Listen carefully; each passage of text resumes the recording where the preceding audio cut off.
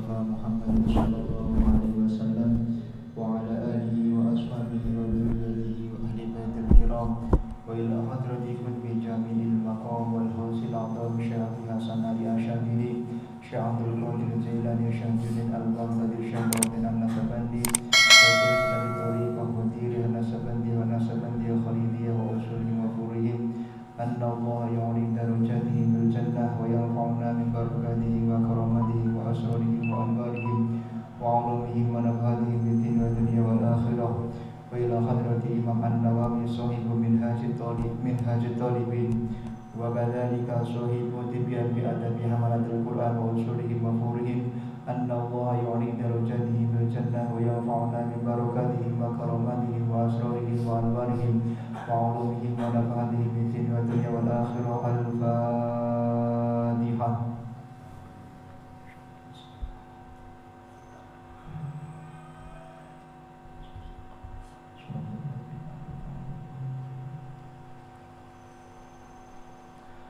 Bismillahirrahmanirrahim. Qala al-mu'allif rahimahullah wa nafa'ana bihi wa bi 'ulumihi wa amitana bil asrarihi amin ya rabbal alamin.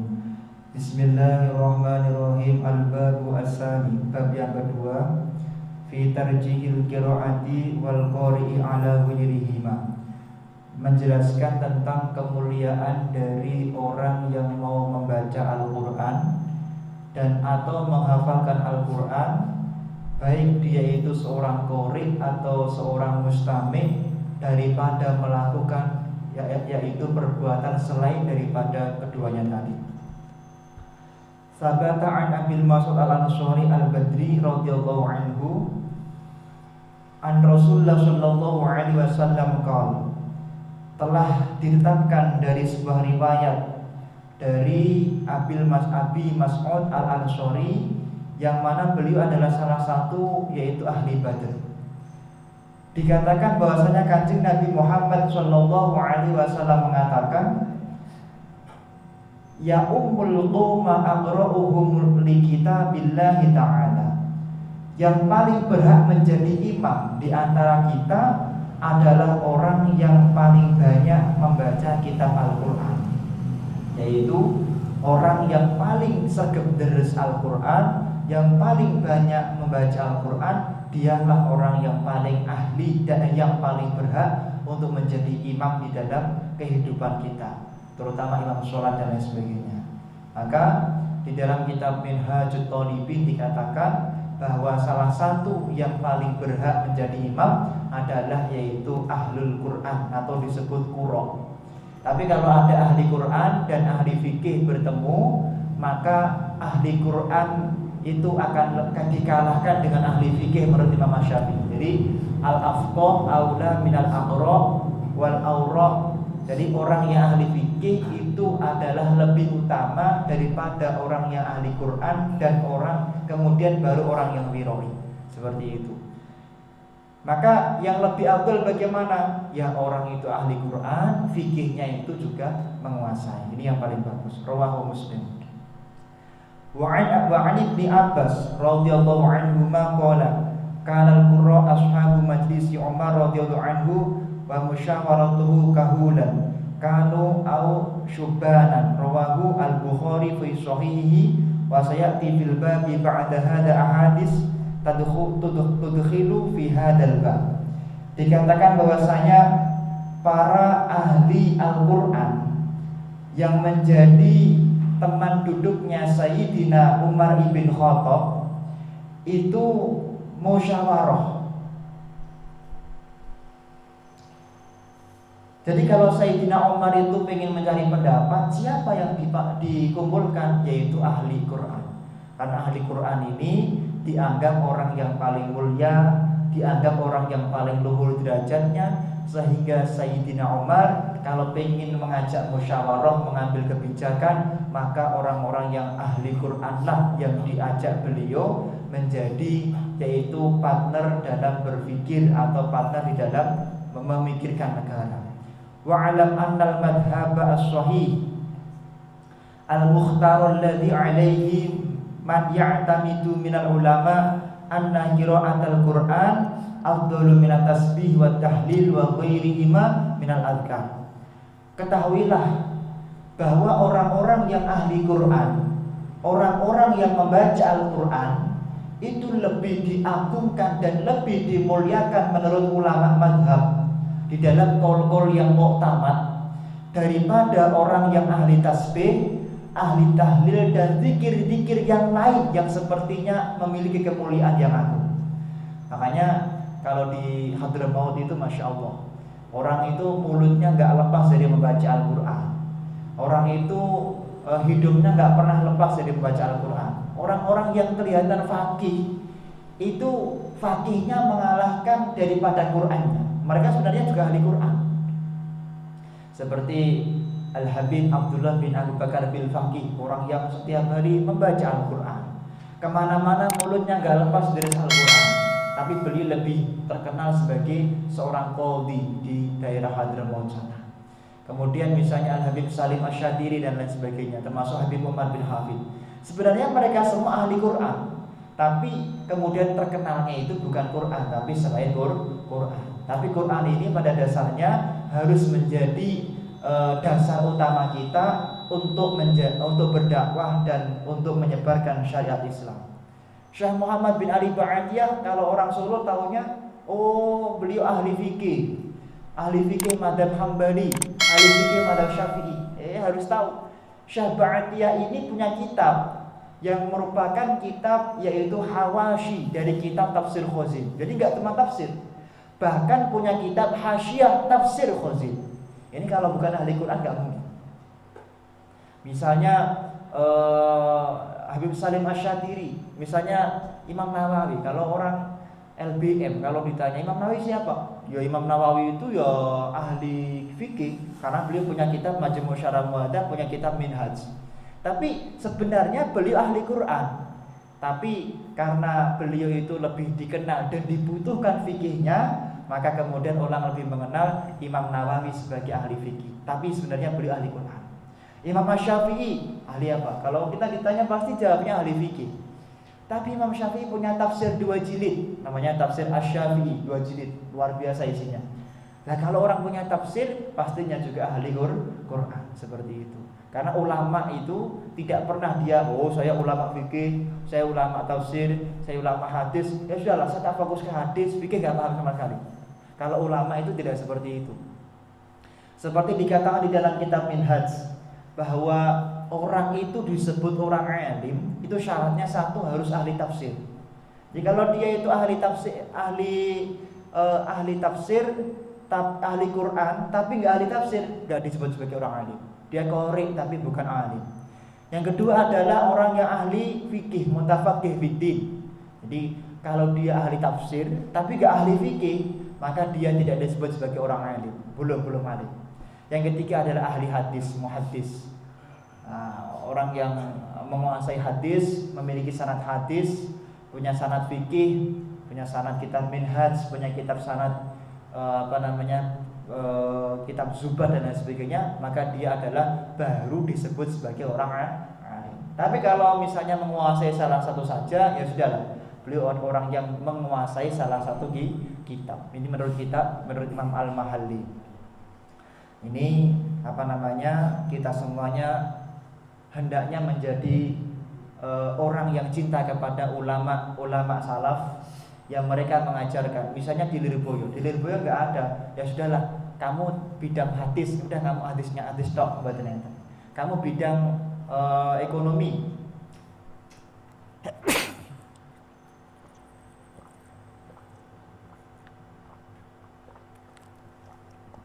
kamu ngajinya ekonomi saja, nggak ada.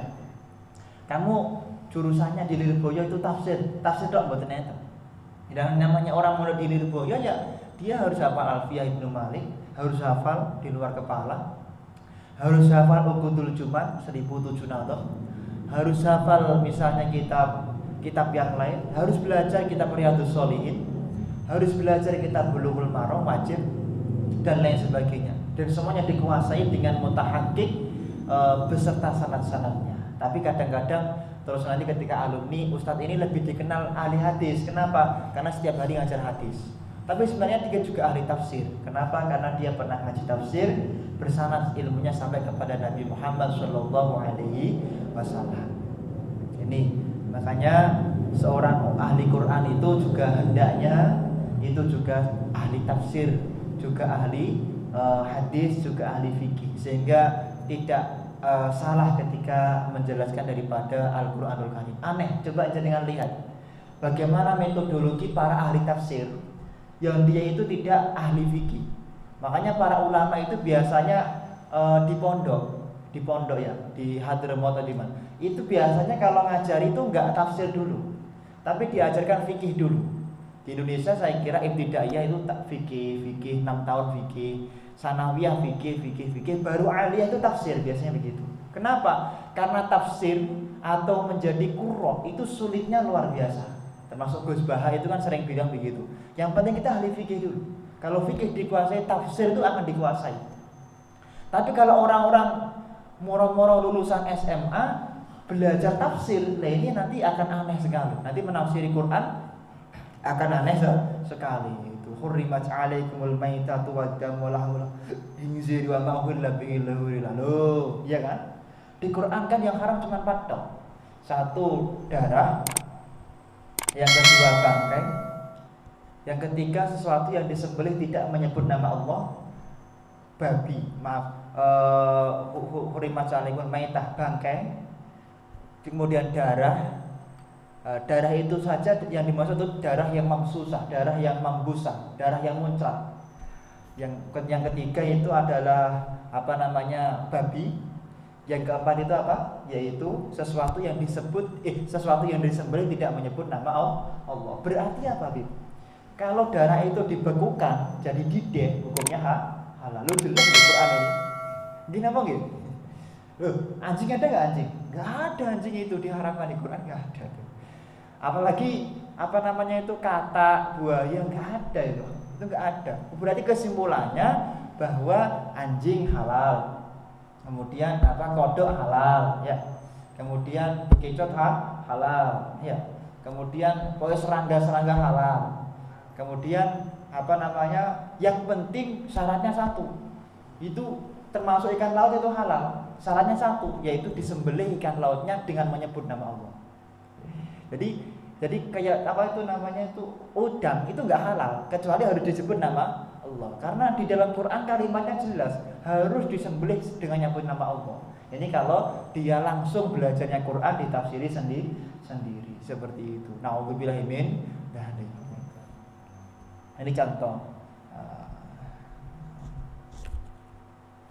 Ini makanya kalau kita ingin menafsiri satu ayat itu juga fikihnya harus kencang, hadisnya harus kencang. Maka jangan lihat di dalam tafsir-tafsir itu, tafsir Durrul Mansur karya Imam Suyuti itu hadisnya Masya Allah luar biasa banyaknya.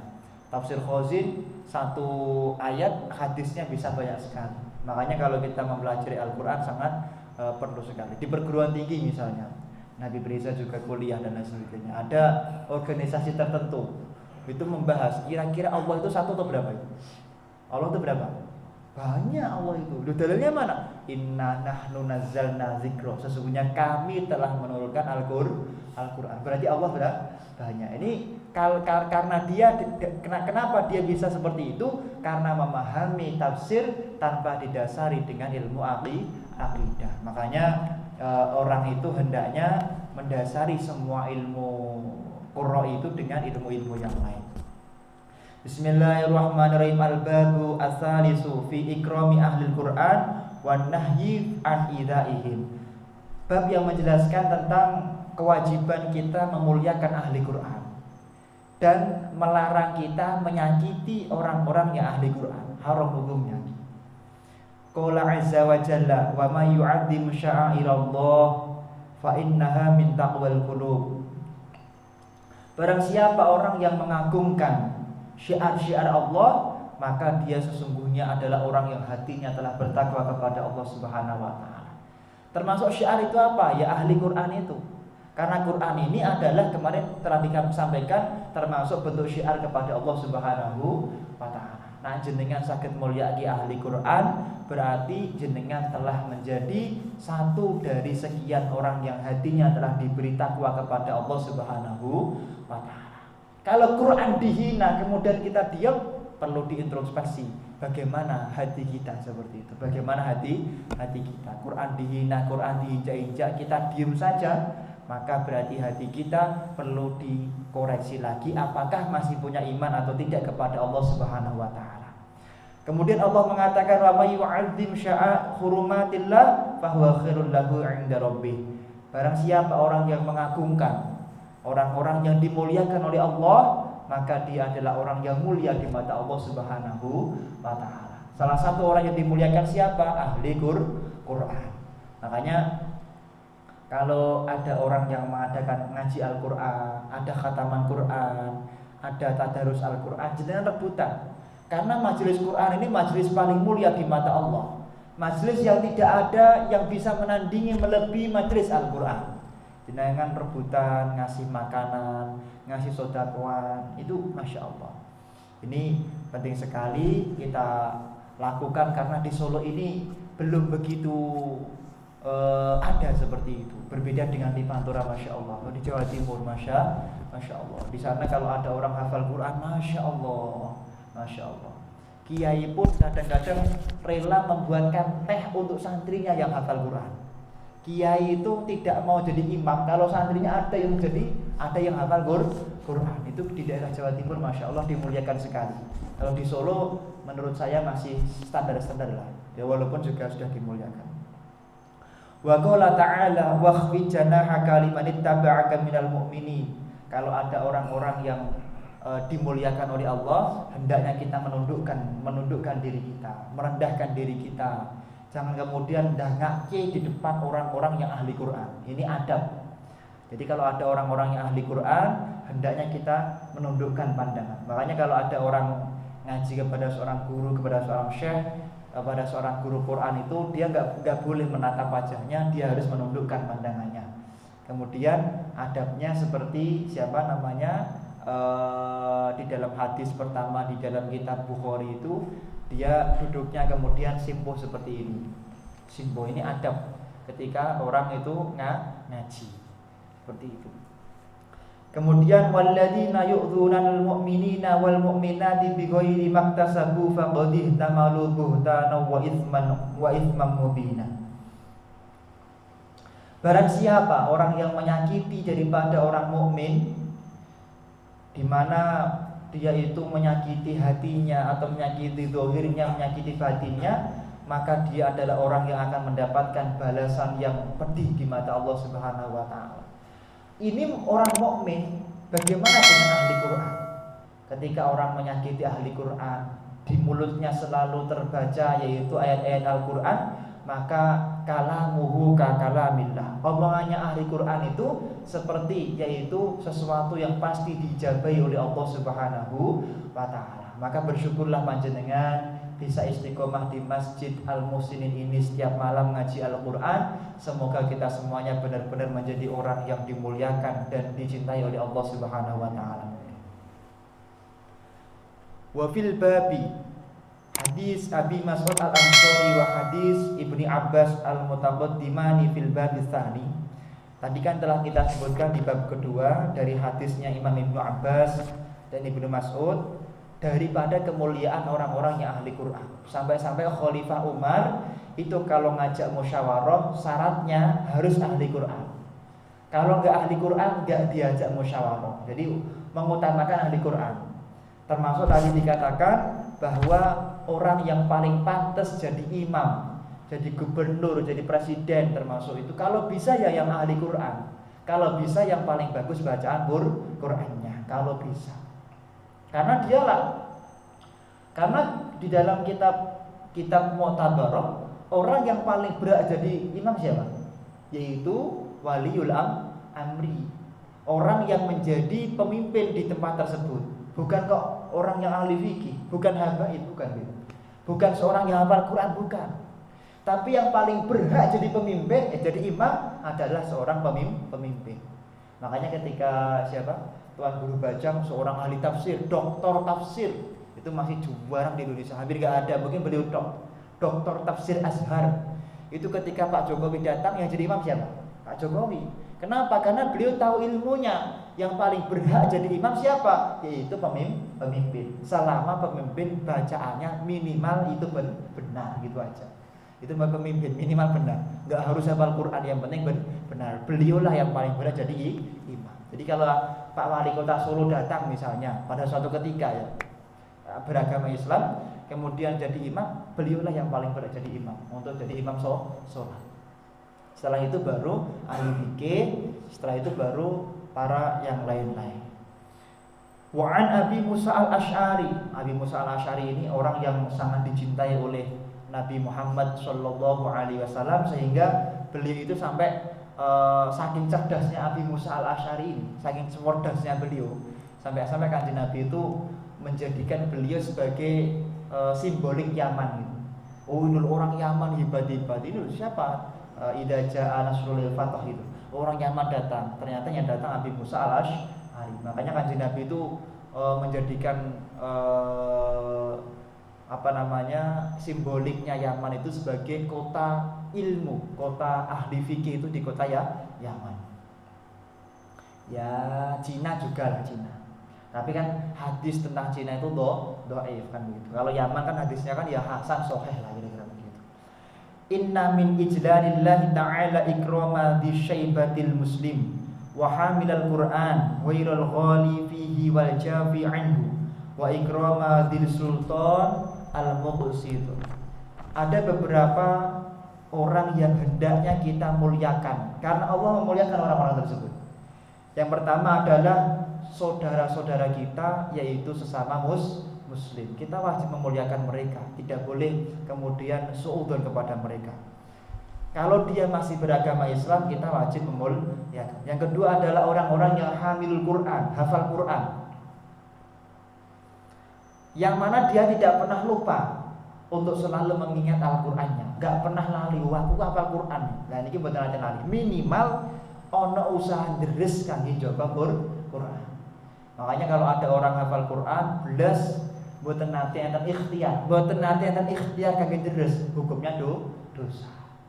Tapi kalau dia itu kemudian hafal Quran kok gelem deres, walaupun nanti hafalannya enggak secerdas ketika di awal, maka dia termasuk golongan yang dimasukkan kepada orang yang hamil bukan al-ghali. Orang yang hafal tapi bukan orang yang lain. Makanya kula niku medeni. Saniki niku kuwatah majelis-majelis universitas, sekolah-sekolah itu sedikit-sedikit tahfidzul Quran. Sedikit-sedikit tahfidzul Quran. Lah kadang-kadang lembaganya itu kurang menjaga. Kurang ada yang namanya perhatian. Ngapunten kayak saya itu alumni pondok di Grobogan. Setelah selesai menghafalkan Quran, setiap tahun hallnya tanggal berapa itu kita diundang untuk dikasih satu majelis dibaca 30 juz. Di Al-Mu'ayyad setiap tahun diundang untuk disuruh baca 30 juz. Misalnya seperti itu. Di Kediri itu hufat setiap tanggal 1 Muharram diundang untuk ngaji 30 juz di Masjid Agung Kota Kediri. Nah, kadang-kadang lembaga-lembaga sekarang kurang memperhatikan. Ketika SMP SMA berbasis tahfidzul Quran. Alhamdulillah di wisuda kali ini anak Anda itu hafal 5 juz Al-Quran. Tahun ngarep diundang melih belas, ternyata enggak pernah diterus. Ini bahaya sekali. Mending boten usah hafal Quran daripada hafal Quran tapi boten diterus. Karena Kanjeng Nabi ketika bertanya, ngapunten Jibril, ngapunten, kira-kira siapa sih umatku yang paling mulia di surga? Telah dibuka, ternyata orang-orang yang ahli Quran itu paling tinggi derajatnya. Dan ternyata orang yang paling dihinakan di neraka adalah orang-orang yang hafal Quran juga, tapi tidak memperhatikan hafalan Qurannya. Ini gini. Maka penting sekali kita untuk introspeksi. Anak jenengan boleh bagus. SD, SMP, SMA punya program 3 juz 3 tahun bagus.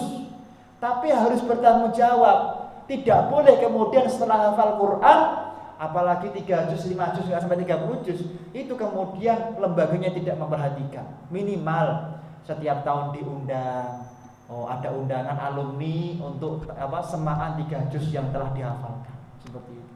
Karena menjaga 29 juz itu jauh lebih sulit, atau mungkin saya mengatakan menjaga 3 juz itu jauh lebih sulit daripada menjaga 30 juz. Gina begitu. Ada Gus Faiz di sini. Kira-kira menjaga hafalan 30 juz sama 3 juz lebih sulit mana? Dia yang 3 juz ini. Karena yang 3 juz itu enggak ada. Oh ini beli Masya Allah seorang hafid 3 juz kan enggak ada seperti itu. Ya namanya hafid jadi 30 juz. Karena 30 juz diundang kan imami sholat, ya diundang semaan 30 juz. Tapi kok kalau dari nanti ngertos ya dan semaan Quran, kemudian semaan Quran 3 juz. Niku tambahkan kan sing hafal Quran 3 juz mboten mungkin. Mesti sing goleke sing hafal Quran. Hafal Quran ya 30 juz seperti itu. Makanya menjaga Quran 3 juz lebih sulit daripada 30 juz. Ini saya kira sudah disepakati lah para hafid-hafid itu saya pikir. Makanya nak sakit ngapalin Quran ampun ngantos mandeg tengah dalan jogone angel. Karuan nak pun apal niku kesebut apa Quran. Niku wong niku lho sebutane wong niku lho jaga ae nganu ngundang Pak Kiai niku. Nah, ngundang Pak Kiai niku lho Pak Kiai Alif hafal Quran. Kan maca 3 dosa, juz akhirnya apa dia deres. Tapi nak apale selawe juz. Niku lho nganu napa hafid selawe juz mboten enten ngoten niku nggih. Enten saya. Makane nang ngapalke Quran niku iso ora iso kudu niki bahasanya Gus Umar Fauzi nggih ngoten niku. Gus Umar Fauzi niku kalau sama murid-muridnya sama Al-Fakir juga itu selalu mengatakan kudu hatam, jangan sampai tidak hatam. Beda sama hadis, beda sama niku fikih. Jenengan hafal minhaj, sekarang lupa mboten dosa. Jenengan hafal Riyadhus Shalihin sekarang lupa mboten dosa. Jenengan hafal Sahih Bukhari lupa enggak dosa. Tapi apal Al-Ikhlas lali hukum itu dosa. Niki. Apal Al-Fatihah lali hukum itu dosa. Makanya guru-guru SD, SMP, SMA niku perlu diperhatikan. Besok syarat kelulusan wajib hafal yaitu surat Yasin atau surat-surat pendek. Mboten napa-napa sae. Asalkan kira-kira dengan hafalan yang telah dia hafalkan itu kelak akan selalu terjaga. Tapi nak mboten nanti kira-kira enggak terjaga, mending tidak usah. Menurut saya mending tidak usah daripada nanti hafal 3 juz, 5 juz ulang-ulang wong tuane nggih mboten bakal nyemak. Terus meneh kuliah hafal 3 juz SMA Islam titik-titik, waduh nih. Terus kuliah tak UNS, waduh tak wah praktek biologi, praktek fisika, praktek kedokteran. Allah, nderese kapan disebut ning ora kober. Karuan nak 30 juz. Perhimpunan mahasiswa UKM ilmu Quran karuan semaan terus. Tapi sing apalane 20 juz lah niki piye niki? Kecuali nak kuliah terus neruske hafalane niku niki penting. Kula niki mirengaken ceramahipun Gus Umar Fauzi niki masalah niki sering diucapke. Gus Umar Fauzi itu sering menasihati masalah ini. Terutama sekolah-sekolah zaman sekarang yang membuka lembaga-lembaga tahfidz itu harus benar-benar bertanggung jawab kepada lembaganya. Apalagi kalau ndelok teng internet, Masya Allah, hafal Quran 40 hari, Masya Allah. Bisa enggak? Menurut saya bisa. Menurut kula saged. Kula riyen menawi juz 15 sampai juz 30 niku sehari kadang-kadang setor itu seprapat saya. Karena apa guys? Adalah sudah selesai semua kuliahnya, dia cepet gitu. Jadi enggak lama, sekitar 3-4 bulan selesai. Bisa menurut saya. Orang menghafalkan 40 hari bisa. Tapi yang terpenting adalah lembaga tersebut bertanggung jawab. Alumni-alumninya tetap dipastikan deres. Alumni-alumninya tetap dipastikan adalah orang yang tetap berusaha menjaga hafalan Quran. Tapi nak terus 40 dino mulih-mulih kuliah tenggene UGM, kuliah tenggene UI, terus mereka mboten ada perhatian khusus lah niki bahaya sekali. Mending mboten usah dan membuka lembaga-lembaga sing aneh. Nah, teng pondok jelas. Teng pondok niku dijagi ngeten niki. Ngeten niki kula nggih pengin ngulang-ulangi terus. Gus Umar Fauzi niku mungkin sekitar 5 atau 6 kali itu sering berbicara seperti ini. Karena prihatinnya beliau banyak anak-anak yang hafal 5 juz, 6 juz, 3 juz, kadang-kadang 2 juz, kemudian setelah itu dilupakan karena memang tidak ada perhatian dan niatnya tidak memang untuk menghafalkan Al-Qur'an. Jadi hafal Quran ini tidak seperti matematika, fisika, kimia, biologi. Mending karuan nggih. Misalnya SMP di Ponorogo. Alhamdulillah pada tahun ini hafal 300 hadis dari kitab Riyadhus Shalihin. Malah mboten napa-napa. Karena kalau hafal hadis lali-lali mboten dosa. Tapi alhamdulillah tahun ini adik-adik SMP hafal 5 juz. Nah niki kudu njogo SMP di Ponorogo kudu njogo hafalan 5 juz tersebut. Harus selalu dipantau. Karena jaga Quran niku mboten gampil niki. Umpami SMP di Ponorogo enten sis program hafalan Quran. Kula mboten ngertos enten apa mboten. Wa an Aisyah radhiyallahu anha qalat amarona Rasulullah sallallahu alaihi wasallam an nunzilan nas manazilahum. Rawahu Abu Dawud Sunanuhu wal Bazzar fi musnadihi wa qala al-Hakim Abu Abdullah fi ulumil hadis huwa hadisun sahih. Wa an Jabir bin Abdullah radhiyallahu anhu anna Nabiy sallallahu alaihi wasallam kana yajma'u bainar rajulaini min qasli Uhud summa yaqul ayyuhuma aktsaru akhdan minal Qur'an fa in asyira ila ahadima qaddamahu fil lahdi rawahu al-Bukhari. Bahkan ketika Kanjeng Nabi Muhammad sallallahu alaihi wasallam itu mau memakamkan 2 orang yang mati di perang Uhud, Kanjeng Nabi bertanya, kira-kira dari dua orang ahli Quran ini, dari 2 orang ini mana yang lebih ahli Quran? Mana yang lebih ahli Quran, lebih banyak deresnya misalnya begitu. Kemudian setelah sahabat memberi isyarah, ini Kanjeng Nabi, Kanjeng Nabi menguburkan orang yang ahli Quran itu lebih dahulu daripada orang yang tidak lebih ahli Quran. Kenapa? Karena Kanjeng Nabi memuliakan yaitu ahli Quran seperti itu. Semoga kita semuanya jadi orang yang dicintai oleh Allah, ahli Quran. Orang yang selalu dimudahkan mulutnya oleh Allah untuk menjadi orang yang deres Al-Quran. Wa an Abi Hurairah radhiyallahu anhu 'anil Nabiy sallallahu alaihi wasallam innallaha 'azza wa jalla qala. Kanjeng Nabi niku ngendika bahwa Allah niku ngendika, man adzali, barang siapa orang yang menyakiti waliyan faqad adantuhu bil harbi. Barang siapa orang yang menyakiti waliku, menyakiti diriku dengan menyakiti waliku, maka aku izinkan untuk memerangi mereka. Wa tsabata fi sahihain anhu annahu qala man shalla subha fa huwa fi dhimmatillah ta'ala fala yatlubannakumullahu bi syai'in min dhimmati.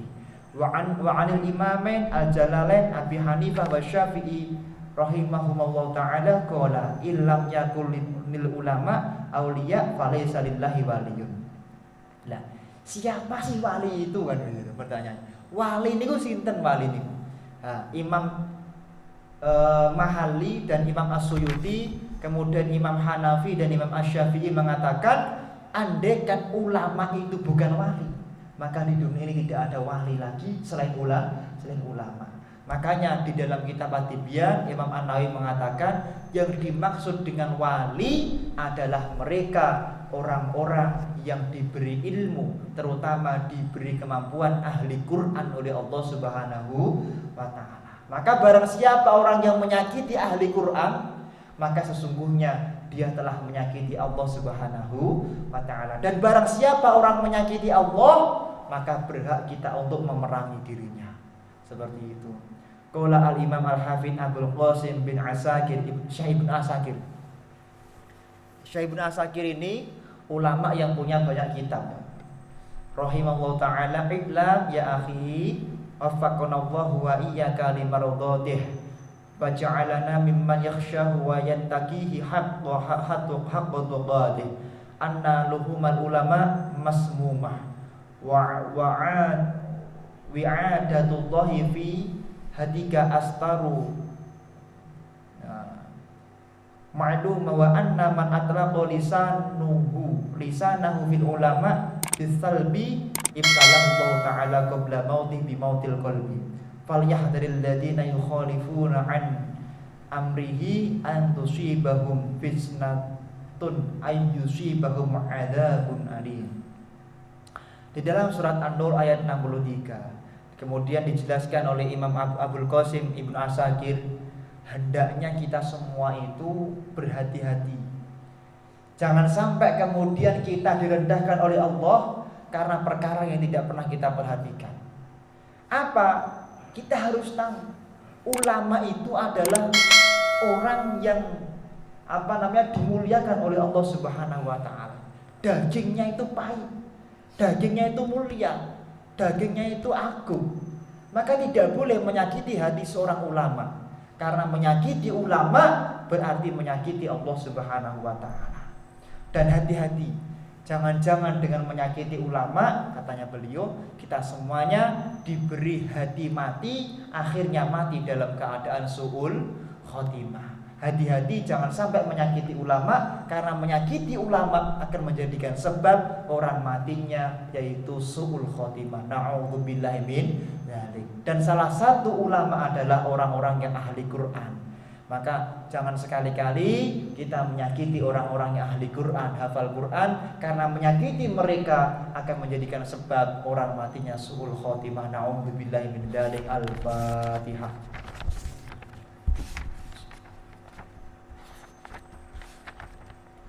Iyyaka na'budu wa iyyaka nasta'in.